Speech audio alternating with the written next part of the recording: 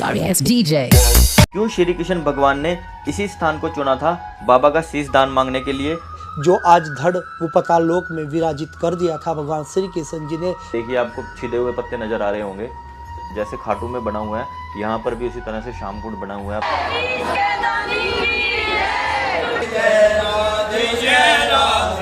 और आज हम आपको लेकर आए हैं चुलकाना धाम में, जो कि हरियाणा के पानीपत डिस्ट्रिक्ट के अंदर स्थित है। ये वो स्थान है जहाँ पर श्याम बाबा ने श्री कृष्ण भगवान को अपना शीश दान दिया था, और वो वृक्ष जिसके सभी पत्तों को बाबा ने एक ही बांध से छेद दिया था, वो भी इसी स्थान पर है।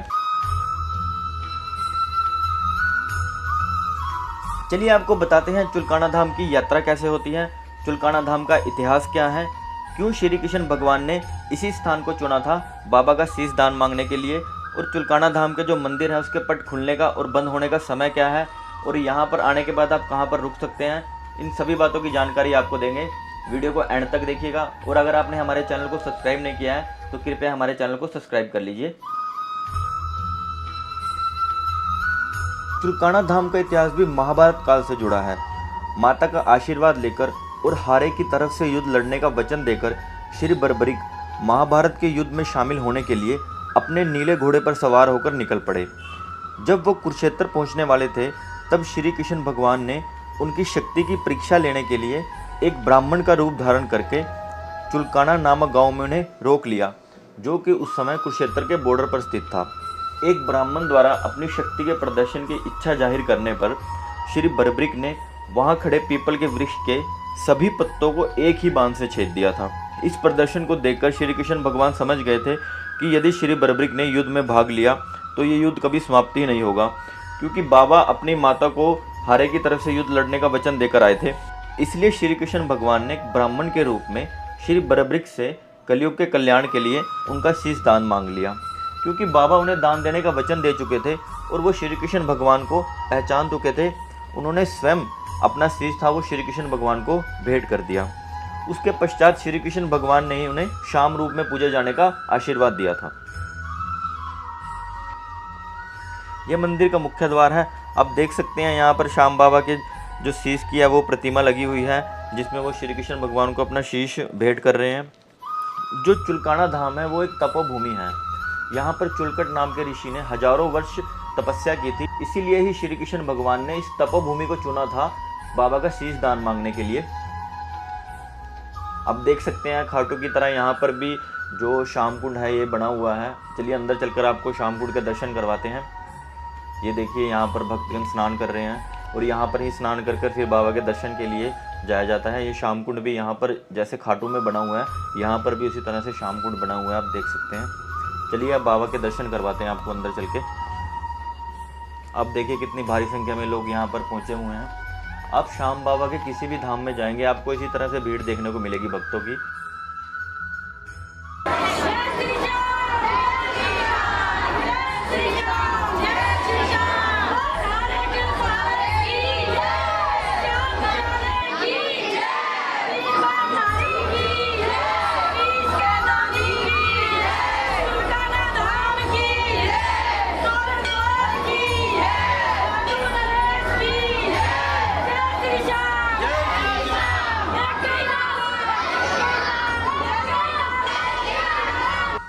और ये मंदिर का बाहर का व्यू देख रहे हैं, यहीं पर अंदर जाकर हम बाबा के दर्शन करेंगे।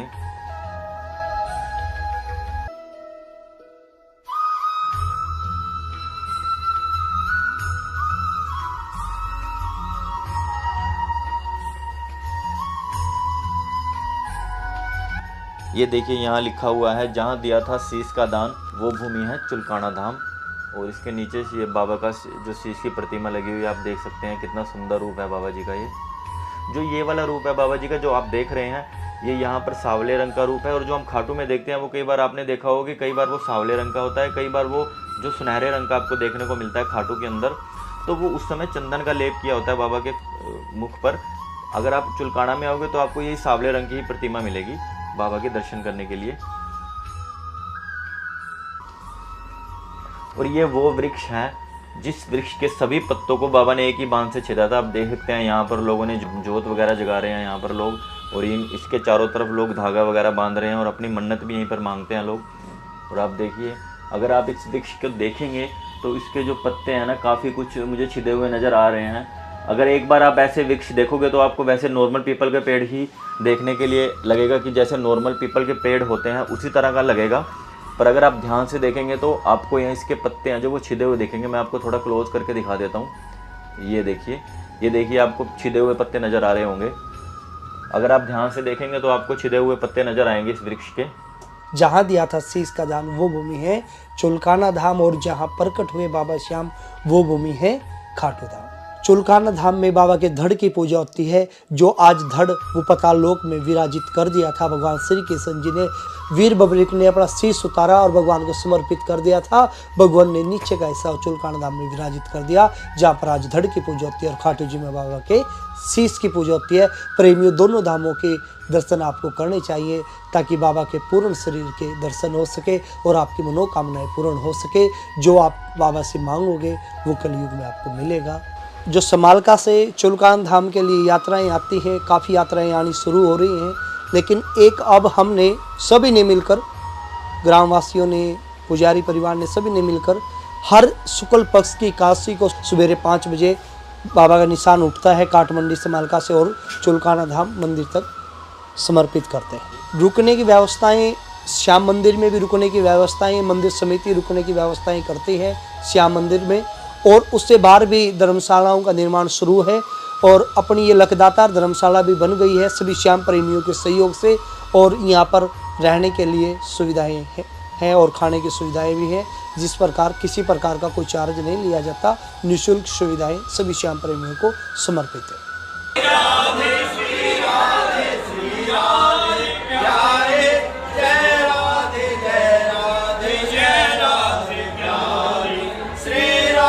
श्री